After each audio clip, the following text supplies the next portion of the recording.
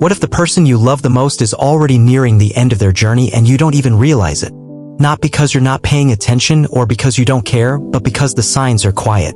They don't shout, they're soft, subtle, and deeply spiritual. Long before the body begins to fade, the soul starts to speak in ways only the truly present can feel. These signs aren't always physical, they're emotional, energetic, and often missed by those who aren't attuned to them. Only those who are awakened in heart and spirit can recognize their presence. This isn't meant to create fear. It's about becoming more aware. It's about choosing love, presence, and respect for the delicate space between holding on and letting go. It's about honoring the sacred transition between life and departure. In this video, I'll share 5 hidden signs that may indicate an elderly loved one is living their final year. The intention isn't to frighten you, but to gently prepare you, to bring you into a deeper state of awareness, and most importantly, to remind you that your presence, your full, loving, undistracted presence, is the most powerful gift you can offer someone who may not have much time left. 1. A profound withdrawal from the world. The first sign is quiet, not loud. It arrives softly, like a curtain slowly drawing close at the end of a performance. A person nearing their final year often begins to withdraw, not out of bitterness but out of instinct. They may no longer find joy in conversations. They might forget to call, or they may sit for long moments, silently watching the world, as if they are saying goodbye with their eyes. You may notice they stop attending social events, skip favorite meals, or prefer to rest rather than walk. These are not acts of laziness. They are the soul's preparation. The body slows down, yes, but more so, the spirit begins to turn inward. It's not depression, it's a sacred detachment, a gentle loosening from the bonds of the physical world. Honor the sign not with panic, but with presence. Sit with them. Don't push them to be more active. Be active in your listening. Hold their hand. Let silence become a language. Often, in those silent moments, there's more love exchanged than in 100 words. 2. The body's language of release.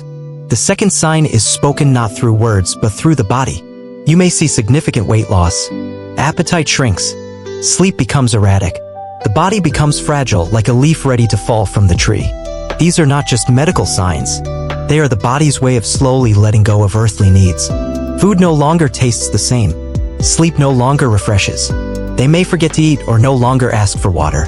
They move less, and when they do, each step may be slow, measured, deliberate, and meaningful. Even digestion slows, and chronic illnesses may suddenly worsen or strangely seem to disappear. The body begins to prepare itself for something sacred, the transition from form to formlessness. If you see these changes, don't meet them with fear. Meet them with reverence. Help, but don't smother. Be close, but don't cage them. Allow the body to do what it instinctively knows how to do. Release. The greatest act of love in such times is often non-interference combined with gentle care. 3. Sudden bursts of clarity or energy. This is perhaps the most misunderstood sign, the unexpected surge. Many nearing their final year experience what seems like a mysterious return of energy. They may laugh more, talk more, or suddenly remember old stories with perfect clarity. Some even plan future events or ask to visit old places they once loved. You may think they're getting better, but this is not always the case. In many traditions, this is called the final bloom. It's the spirit gathering its last light, shining it outward one final time before retreating completely. Like a candle flaring up before it goes out, the soul wants to express, to finish, to give a final gift. Do not be confused, be grateful. This moment is not a sign of recovery but a rare blessing. Listen closely. Let them speak. Let them guide you. This is when many share their deepest truths, when secrets are released, when forgiveness is offered, when wisdom pours out like a river. Do not dismiss these moments as random. They are sacred. 4. The return to the past. The fourth sign is the time travel of the heart and mind. Elderly individuals near the end often begin to revisit their past, not randomly but with a certain rhythm.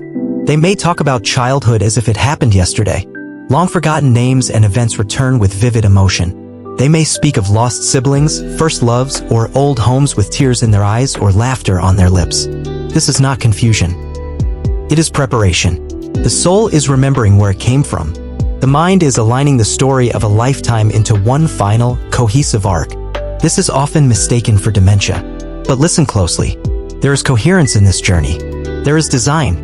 It is the spirit gathering itself before the final departure. In such moments, do not correct. Do not pull them back to the present. Go with them. Ask questions. Be a companion on that final walk down memory lane. You'll be amazed at what you learn, not just about them, but about life, resilience, and the strength of the human spirit. 5. A gentle readiness and peace.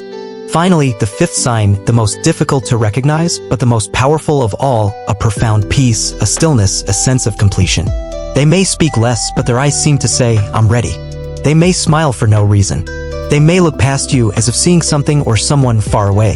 There is no fear, no anxiety, just acceptance. The soul, wise beyond the mind, knows when it is time. This acceptance is often more peaceful than we expect. There may even be joy, a quiet celebration. They may say things like, I've lived a good life, or I'm tired, but it's okay. Some will speak of seeing loved ones who passed long ago. Others may talk about dreams of light, of rivers, of crossing, of returning home. Respect is peace. It is not detachment from you. It is a return to wholeness. Do not try to force more time. Do not resist their serenity with your grief. Instead, match their calm. Walk beside them with dignity. This is not the end of a person. It is the completion of a sacred cycle, a return to source.